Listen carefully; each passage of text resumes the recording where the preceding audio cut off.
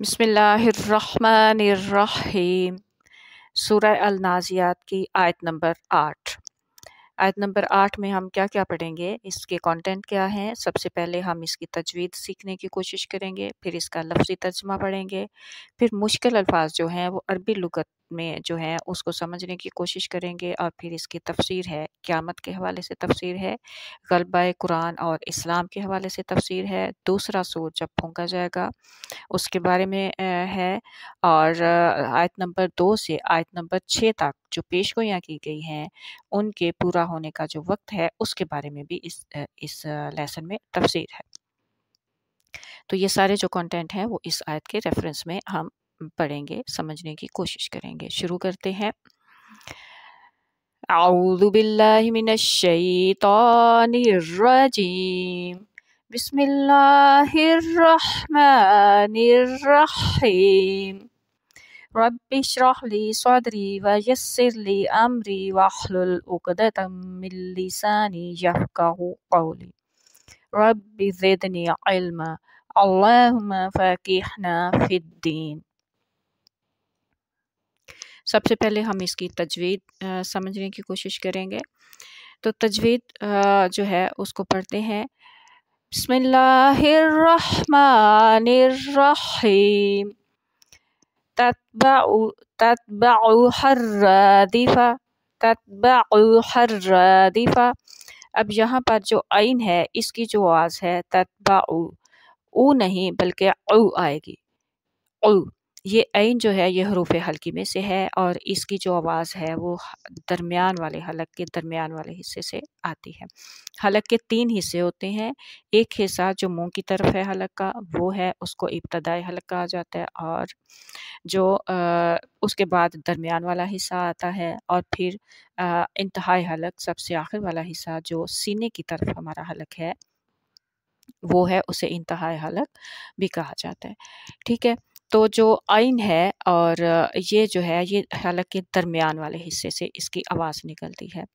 जैसे अगर हम अलिफ और आइन को बोलें तो उसकी आवाज़ में फ़र्क कैसे होगा। आइन के ऊपर अलिफ के ऊपर अगर पेश हो तो आएगा ऊ। अच्छा, यहाँ पर ये बात याद रखें कि जो अरबी ज़बान में अलिफ जो है वो उस वक़्त होता है जब उसके ज़ेर ज़बर पेश उस पर जज़म भी नहीं होती। अगर अलिफ के ऊपर ज़ेर ज़बर पेश या जज़म कुछ भी हो तो फिर वो अलिफ नहीं हमज़ा बोला जाता है उसे। अरबी में अलिफ के ऊपर अगर ज़ेर ज़बर पेश या जज़म हो तो उसे हमज़ा बोला जाता है। ठीक है, तो अगर हमज़ा के ऊपर पेश हो तो उसकी आवाज़ आएगी ऊ, और अगर आइन के ऊपर पेश है तो उसकी आवाज़ कैसे आ रही है, ऊ ऊ ऊ ऊ ऊ। तो ये आवाज़ में फ़र्क है। और ये जब अगर आपके गले में तकलीफ़ हो, गला ख़राब हो, तो डॉक्टर आपसे कहता है कि करो अ अ। तो ये जो आवाज़ है ये हलक के दरमियान वाले हिस्से से निकल रही होती है, तो वही ये आवाज़ है अ उ अ उ। ठीक है, तो अगर सिंपल अलिफ जो है हमज़ा के ऊपर ज़बर हो या पेश हो तो वो होता है आ उ। ठीक है, अब आगे हा है। हा जो है ये जो इंतहाई हलक है, जो सीने की तरफ हलक का हिस्सा है, सबसे आखिर वाला हिस्सा, उस वहाँ से इसकी आवाज़ आती है। और अगर आपको कोई तकलीफ़ हो, आप बीमार हो या कुछ भी हो, अल्लाह ना करे, तो उस वक़्त आपके मुँह से एक आवाज़ निकलती है हाय। वो जो हाय निकलती है अगर आप उसको बोल के देखें तो आपको उसको वाइब्रेशन जो है वो सीने में महसूस होगी, सीने की तरफ। ठीक है, ये वही आवाज़ है। तो इसको पढ़ते हैं। और तत्बअु हर्रा। अब रा जो है यहाँ पे 2 रा है, रा के ऊपर तशदीद है, इसको सख्ती से पढ़ेंगे। सख्ती से कैसे पढ़ेंगे, ये 2 रा है। अरबी में ये कायदा है कि जब 2 हरफों को मुख्तसर करके लिखना हो तो एक हरफ लिखा जाता है और उसके ऊपर ये 3 दंदाने डाल दिए जाते हैं। इसका ये मतलब होता है कि ये 2 हरफ हैं। एक हरफ साकिन होता है जो पिछले हरफ के साथ मिलकर पढ़ा जाता है, और एक हरफ जो होता है उसके ऊपर ज़ेर ज़बर पेश जो भी होता है वो उसके साथ पढ़ा जाता है। यहाँ पर भी रा जो है वो 2 हैं। एक रा हा के साथ पढ़ी जाएगी और एक रा के ऊपर जो ज़बर है उसके साथ पढ़ी जाएगी। हा ज़बर रा, हर रा ज़बर रा। अब देखिए जब हम 2 रा पढ़ते हैं तो वो खुद ब खुद सख्ती इसमें आ जाती है। तो ये कैसे अब पढ़ा जाएगा, पढ़ते हैं। तत्बअु हर्रादिफा। अब फा ये जो तापिश तो है आखिर पे, जब हम वक़फ़ करते हैं, वक़फ़ यानी कि जब हम एक फ़िक्रा बोल के सांस लेते हैं, अरबी में उसे वक़फ़ करना कहा जाता है। तो जब हम एक आयत पढ़ते हैं और उसके बाद हम सांस लेते हैं, वहाँ पे सांस तोड़ देते हैं और फिर आगे सांस लेके दोबारा शुरू करते हैं, उसको वक़फ़ कहा जाता है। जब हम वक़फ़ करते हैं तो जो आखिरी हरफ होता है उसके ऊपर ज़ेर, ज़बर, पेश जो भी होता है वो साकिन हो जाता है, वो ख़त्म हो जाता है, सिर्फ़ हर्फ पढ़ा जाता है, उसके ऊपर ज़ेर, ज़बर, पेश नहीं पढ़े जाते, वो साकिन हर्फ पढ़ा जाता है। और अगर इस तरह की गोल ता हो तो इसके ता के जो नुक्ते हैं वो भी नहीं पढ़े जाते, सिर्फ हा पढ़ी जाती है। तो अब हम दोबारा इसको पढ़ते हैं, तत्बअु हर्रदीफ़ा, दोबारा से तिलावत की तरह पढ़ते हैं, बिस्मिल्लाहिर्रहमानिर्रहीम, तत्बअु हर्रदीफ़ा, तत्बअु हर्रदीफ़ा, तत्बअु उल। सिर्फ यही एक लफ्ज़ जो है इसमें मुश्किल है, आप कोशिश कर सकते हैं जितना आप कर सकें। आगे चलते हैं। इसका तर्जुमा पढ़ते हैं, तत्बअुहा, पीछे आएगी उसके। अब ये जो हा ज़बर हा है इसका मतलब है उसके, और ये इशारा है पिछली आयत की तरफ। पिछली आयत में हमने पढ़ा था यौम तरजुफुर राजिफा, तो ये जो उस आयत की तरफ इशारा है कि वो जो उसमें हमने पढ़ा था कि एक ज़बरदस्त किस्म की खौफनाक आवाज़ होगी, वो आएगी और उसको कहा गया पहला सूर फूंका जाएगा। तो यहाँ पे ये है कि वो जब वो आवाज़ आएगी तो उसके पीछे फिर आएगी दूसरी आवाज़, तो दूसरा सूर इसको यहाँ ये भी कहा जाता है, दूसरा सूर फूंका जाएगा। तो तत्बअुहा, पीछे आएगी उसके, हा जो है ये पहली जो आयत हमने पढ़ी उसकी तरफ इशारा है। अर्रादिफा, पीछे आने वाली, रादिफा उसके जो पीछे आने वाली है वो उसके पीछे आएगी। अल्हम्दुलिल्लाह। अब मुश्किल अल्फाज के मानी हैं। अर्रादिफा, रादिफा जो है इसका रूट वर्ड मादा जो है रा दाल फा है। ये मादा हमने आयत नंबर 2 से 6 तक का जो पार्ट है उसमें पार्ट नंबर 13 में पढ़ा था, और आप उसको देख सकते हैं। उसमें तफसील मादा क्या होता है उसकी तफसील थोड़ी सी बताई थी, और अगर आप चाहें तो अलग से इसकी एक छोटा सा वीलॉग बनाया जा सकता है। अगर आप कमेंट करेंगे तो मैं बना दूंगी। रादफा, रा दाल फा, रादफा, यरदुफु, वरादिफा, यरदफा, रादफन, इस सब के जो मानी लिखे हुए हैं अक़रब में वो हैं ताबिअहु, ताबिअहु, इसके पीछे पीछे आया। ताबिअहु इसके मानी लिखे हुए हैं और उसका उर्दू तर्जमा जो है वो है उसके पीछे पीछे आया। बस रादिफा जो है, रादिफा उसके मानी होंगे पीछे आने वाली, रादिफा के मानी हो जाएंगे इस तरह पीछे आने वाली। तो अर्राजिफा जो था वो पहला सूर उसके बारे में, अर्रादिफा दूसरा सूर यानी कि उसके पीछे दूसरी जो आवाज़ आएगी उसके बारे में।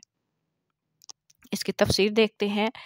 सबसे पहले क़यामत के हवाले से इसकी तफसीर देते हैं। जब इस आयत के मानी हम ये लेते हैं क़यामत के, तो मुफस्सिरीन जो हैं वो ये कहते हैं कि ये दूसरा सूर फूंका जाएगा, उसके बारे में है अर्रादिफा। राजिफा पहला सूर फूंका जाएगा और अर्रादिफा दूसरा सूर फूंका जाएगा। अल्लाह ताला सूरह अल हाका की आयत नंबर 14 में फरमाता है, वहुमिलतिल अर्जुल जिबालु फदुक्कता दक्कतम वाहिदा, और ज़मीन और पहाड़ों को उठाकर दफ्तन चूर चूर कर दिया जाएगा। ये इब्ने कसीर वॉल्यूम 4 और पेज नंबर 806 पे लिखा हो। फिर जब हम इसकी तफसीर पढ़ते हैं, गलबा कुरान और इस्लाम के हवाले से इसकी तफसीर, तो अल्लाह ताला फरमाता है तत्बअु हर्रादिफा, मुसलमान जो हैं, अब हमने पीछे इसकी पिछली वाली आयत में तरजफुर राजिफा जब पढ़ा था तो उसमें था कि मुसलमानों का जब गलबा शुरू होगा तो कैसे शुरू होगा, जब उनमें कुछ खूबियाँ, उससे पहले क्या था आयत नंबर 2 से 6 तक कि उनमें कुछ खूबियाँ पैदा हो जाएंगी, उसकी पेशगो की गई, और उसके बाद फिर अल्लाह ताला उन्हें इजाज़त देगा तो वो तलवार उठाएंगे, जंग करने के लिए तैयार हो जाएंगे।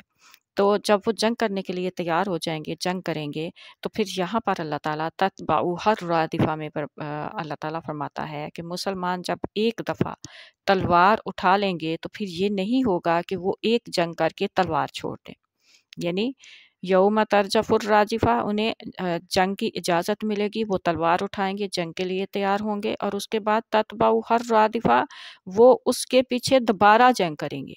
यानी यहाँ पे अल्लाह ताला फरमा रहा है कि वो जब जंग करने लगेंगे तो पे दर पे जंगें होंगी, एक के बाद एक जंग होगी, उसके पीछे फिर जंग होगी, फिर जंग होगी। ये नहीं होगा कि एक जंग की और वो चुप करके बैठ गए। तो अल्लाह ताला फरमा रहा है कि ये नहीं होगा कि मुसलमान डर जाएं और एक हमला के बाद दूसरा हमला ना करें, बल्कि मतवातर और मुसलसल जंगें होंगी और वो इस वक्त तक तलवार हाथ से नहीं छोड़ेंगे जब तक मुकम्मल फतह हासिल ना कर लें। और अगर हम उसको तारीख को थोड़ा सा भी देखें तो हमें ये पता चलता है कि एक के बाद एक जंगें हुई, एक के बाद एक जंगें हुई और हर जंग में मुसलमान जो थे वो फतह याब होते थे अल्लाह ताला के फ़ज़ल के साथ। और हज़रत उमर रज़ी अल्लाह ताला अन्हो के दौर में जो इस्लाम की जो सरहदें थीं वो हिंदुस्तान तक और बहुत बड़े उधर यमन और शाम, इराक, किस्रा सब जो था वो उनके जो था वो इस्लाम की हदों के अंदर आ गए थे। और यही जो है गलबा इस्लाम के हवाले से इसकी ये तफसीर बन रही है। अल्लाह ताला हमें कुरान को बेहतरीन समझने की तौफ़ीक दे और बेहतरीन तरीके से इस पर अमल करने की जो है वो तौफ़ीक दे, हमें सबसे बेहतर अमल करने वाला बनाए। इस तफ़सीर में अगर हमसे कहीं भी कोई भी गलती कोताही हो गई है, तो वो हमारी गलती है, हमारी कोताही है। अल्लाह ताला उसको हमें माफ़ कर दे और जो बेहतर हुआ है वो अल्लाह ताला का फ़ज़ल है और अल्लाह ताला अपने फ़ज़ल को हम सब पर अपना फ़ज़ल करे और हमें इसका बेहतरीन अमल करने वाला बना दे। आमीन सुम्मा आमीन। अस्सलामु अलैकुम व रहमतुल्लाहि व बरकातुहू।